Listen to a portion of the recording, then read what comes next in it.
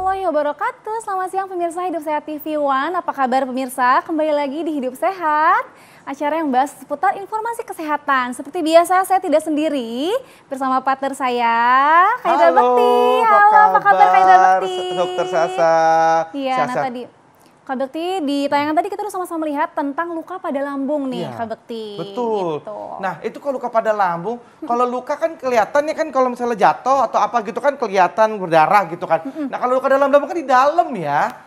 Gimana coba nggak kelihatan soalnya di organ dalam kan. Nah oleh karena itu kita akan membahas nih lebih lanjut, kita tanya-tanya bersama Dr.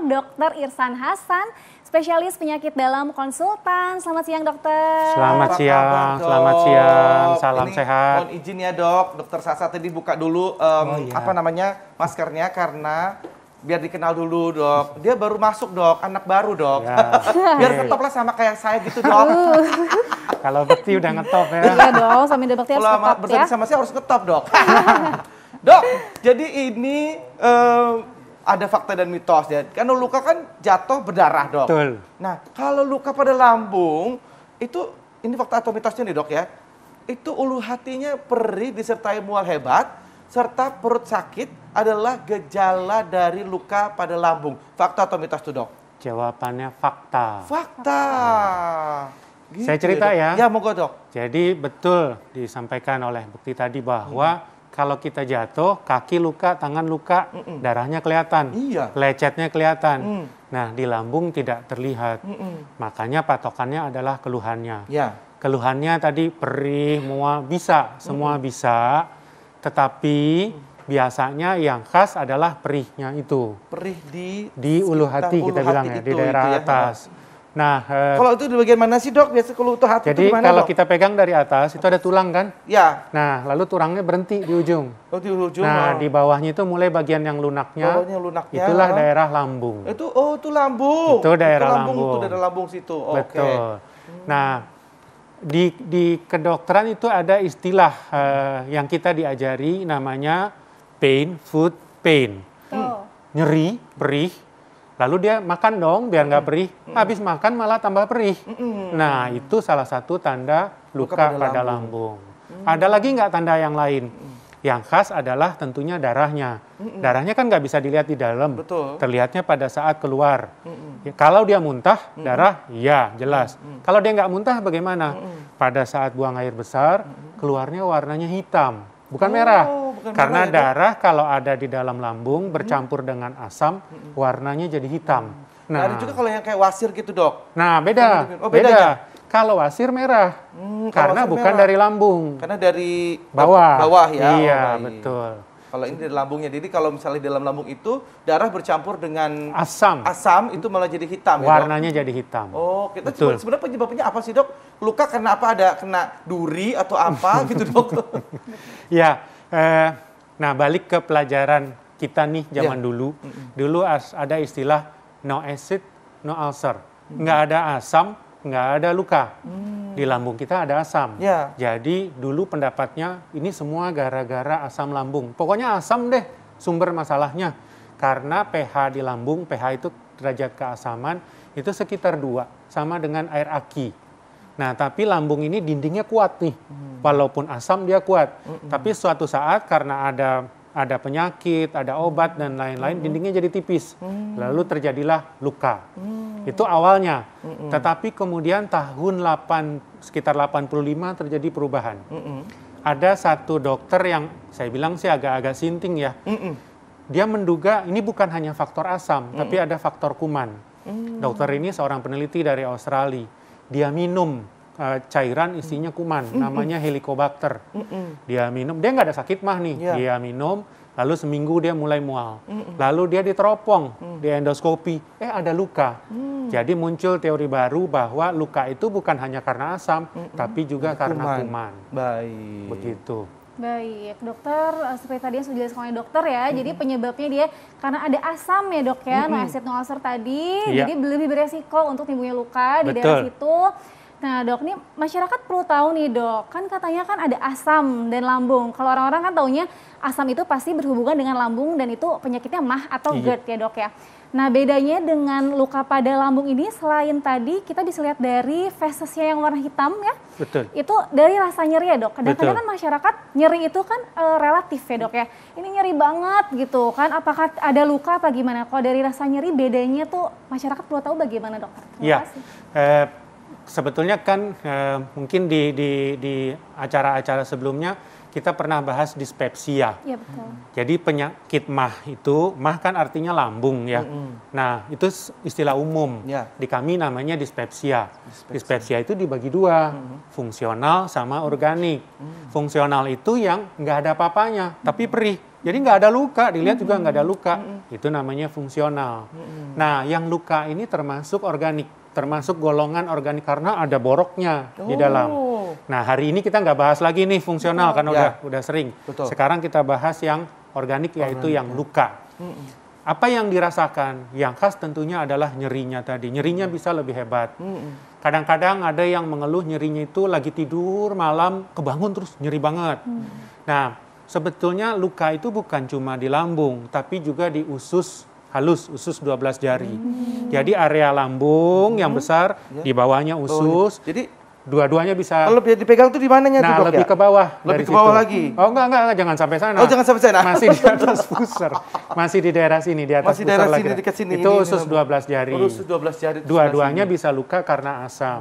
Cuma bedanya, tadi kan saya sebut, pain, food pain. Kalau luka lambung, habis makan, cepet tuh nyerinya. Aduh kok tambah sakit ya. Nah kalau usus 12 jari, dia nunggu biasanya 2 jam, baru nyerinya muncul. Jadi lebih lambat daripada lambung. Baik, jadi kalau misalnya ditahu dari makanan itu kalau misalkan langsung kita makan langsung terasa nyeri itu berarti kemungkinan ukusnya atau si lukanya itu ada di lambung, tapi kalau misalkan kita habis makan ada waktunya dulu nih 1-2 jam itu kemungkinan berarti si lukanya itu di usus 12 jari. Nyeri, perih atau kembung tuh dok? Nyeri gimana? Jadi yang dominan adalah nyeri perih. Perih. Nah bukan kembung, karena ini kan luka. Jadi kayak kita luka dikasih makanan, digores sama makanan. Aduh. Nyeri. Kembung ada sebagai tambahannya, tapi kalau dia sudah luka, dominan adalah nyeri. Oh, baik. Nyerinya Kak Bekti, terus diwaspadai ya. Baik. Nah dokter, ini ada fakta atau mitos selanjutnya nih dok. Ya. Nah ini apa Kak Bekti fakta mitosnya? Oke. Jadi dok, ini terasa panas, seperti terbakar pada tenggorokan dan dada, itu juga gejala luka pada lambung. Fakta atau mitos tuh dok? Jawabannya mitos. Oh mitos, jadi nggak ada hubungannya sama panas tenggorokan. Ini penyakit juga. Iya. Tapi tolong dibedakan. Ini kan kita lagi bahas luka pada lambung nih. Iya. Nah, luka pada lambung kan tadi kita udah ditunjukkan di Tawan sini. ya di mana. Di tenggorokan ini lambung nggak nyampe di sini. Nah, di sini kan kerongkongan. Yang di sinilah yang disebut sebagai GERD. Oh, kalau itu GERD gastroesophageal ya. reflux disease. Beda nih. Beda kalau ya, ini Dok. GERD. Jadi kalau panasnya di sini, panasnya di kerongkongan, kemungkinan GERD. Bukan luka pada lambung. Tapi penyebabnya sama. Sama-sama asam lambung.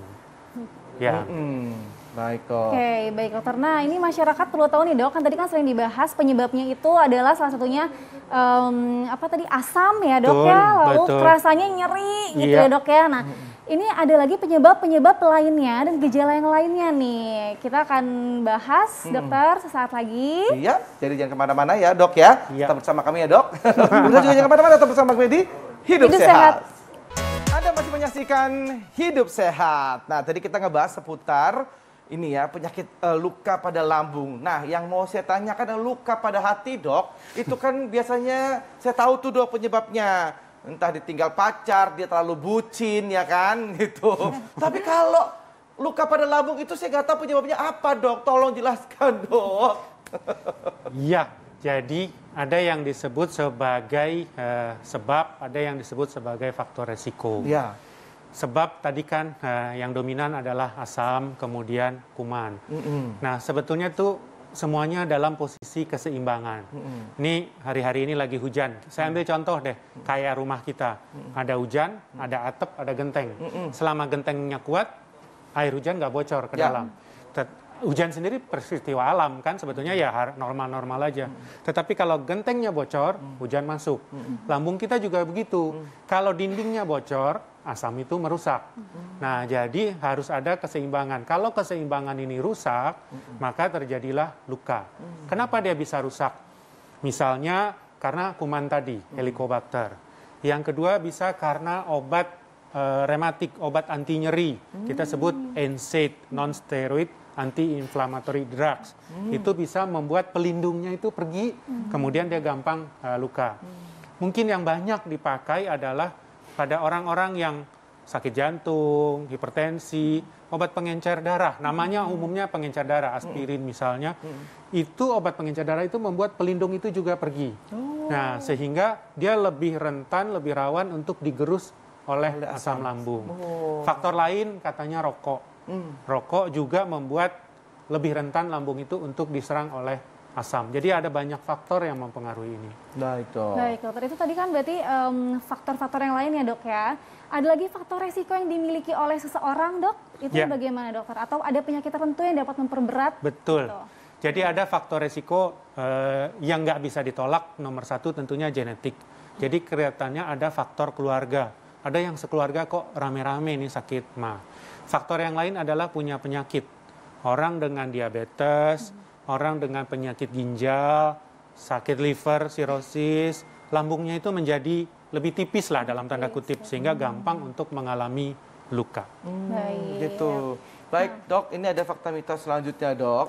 Konsumsi makanan pedas dan juga serta minuman yang mungkin asam-asam gitu, Dok, dan juga tinggi kafeinnya itu juga bisa membuat iritasi pada lambung. Fakta atau mitos, Dok?